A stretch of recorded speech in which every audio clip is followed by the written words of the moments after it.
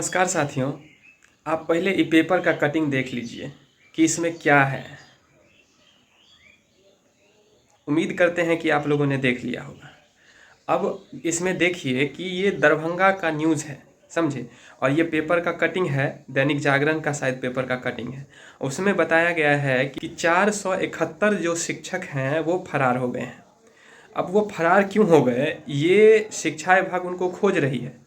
अब वो लोग जो है औपबंधिक नियुक्ति पत्र लेके और कितने सारे नियुक्ति पत्र लेके, जो ओरिजिनल नियुक्ति पत्र मिलता है वो लेके अब भाग गए हैं, अपना स्कूल में योगदान नहीं दे रहे हैं।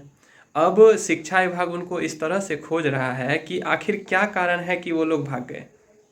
देखिए, कारण तो बहुत सारा हो सकता है। एक तो ये कारण कि या तो उनका मनसा ना हो शिक्षक बनने का और ज्वाइन करने का, कुछ कारण उनका पर्सनल रहा हो। अब मैक्सिमम जो चांस है वो ये कारण हो सकता है क्योंकि कौन ऐसा होगा जो नियुक्ति पत्र लेके ज्वाइन नहीं करेगा। अभी के समय में जो बेरोजगारी का स्तर है वो किस स्तर का है वो तो आप सभी जानते ही हैं। तो इस समय में नहीं ज्वाइन करेगा, ऐसा हो ही नहीं सकता है।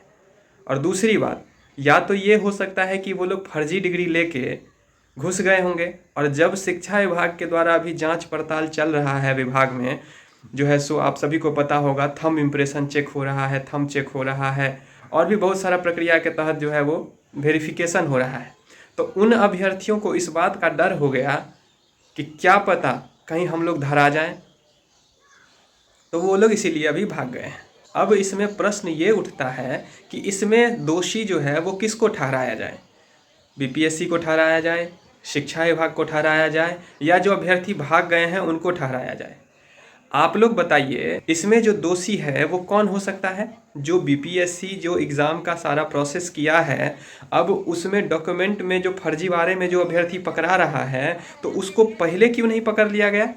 जो ज्वाइनिंग देने के बाद उसको फर्जी डिग्री चेक किया जा रहा है, उसके बाद उसको पकड़ा जा रहा है। उस चक्कर में जो रियल अच्छा अभ्यर्थी है, जो सही तरीके से अपना चयन करवाना चाहता था और उस फर्जीवाड़े तरीके से अपना नंबर बढ़वा के कैसे नंबर बढ़वाया उसका तो कोई ठीक नहीं है, वो सब घुस गया। और जो यहाँ पे अच्छे तरीके से अपना मेहनत से तैयारी से जो अपना नंबर लाया था, अब वो लोग अभी घर में बैठा हुआ है। दोबारा तो आप लोग रिजल्ट देंगे नहीं, क्योंकि कट ऑफ तो आप पहले ही डिसाइड कर दिया। आप सप्लीमेंट्री रिजल्ट देंगे तो उसमें होगा थोड़ा सा आप लोग सप्लीमेंट्री रिजल्ट देंगे, पूरा सीटों पे तो आप लोग देंगे नहीं सप्लीमेंट्री रिजल्ट। तो सभी अभ्यर्थी आपसे क्यों ना प्रश्न उठाएं, उनका प्रश्न वाजिब है और वो प्रश्न करेंगे ही और आपको जवाब देना ही पड़ेगा। इस बात को आप लोग समझिए, क्योंकि ये जो फर्जीवाड़ा चीज़ चल रहा है उसमें तो जो यहाँ का बच्चा है उसके साथ तो अन्याय हो गया ना।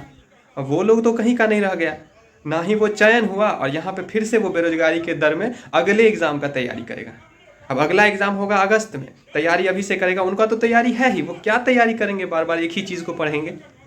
1 नंबर 2 नंबर से जिनका छूट रहा है उन लोगों का तो कहीं ना कहीं हो जाता है। जो इतना सारा फर्जीवाड़ा में पकड़ा रहा है वो सारा मेरिट, ऑब्वियसली सी बात है, मेरिट नीचे जाता। जैसे ही वो सब गलत तरीके से घुस गया, सही तरीके से सब घुसता तो उतना मेरिट जाता ही नहीं, बहुत सारे अभ्यर्थी का चयन हो जाता। लेकिन ऐसा तो हुआ नहीं। तो अभ्यर्थी तो आपसे सवाल जरूर पूछेंगे और आपको जवाब देना पड़ेगा कि ये प्रोसेस क्या सही है, क्या जरूरी थी जो इतना हड़बड़ी में एग्जाम लेके इतना हड़बड़ी में रिजल्ट देने का। वाहवाही लूटना है इस बिहार सरकार को, वाहवाही लूटिए। अब वाहवाही लूटिएगा तो समझ ही रहे हैं, सब समझ ही गया है कि किस तरह से चयन हुआ है, सब समझ गया है। ये जो समझ रहे होंगे आप लोग, जो कोई नहीं समझा है सब समझ गया है जो किस तरह से आप लोग करवा रहे हैं। अब बिहार सरकार जो है अपना जो है सो राजनीति सेकने के लिए, राजनीति का रोटी सेकने के लिए जो है सो अभ्यर्थी का सत्यानाश कर दिया।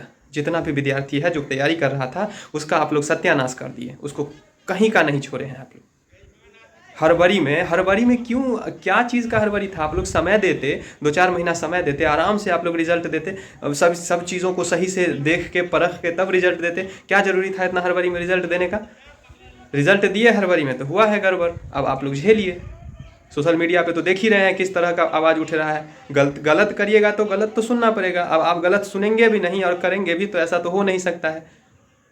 लोकतंत्र है, आपको आवाज़, आपसे लोग सवाल जो है सो जरूर पूछेगा और आपको जवाब देना ही पड़ेगा। और मैं सभी अभ्यर्थियों से पूछ रहा हूँ, क्या ये जो हुआ है आप सभी को सही लग रहा है।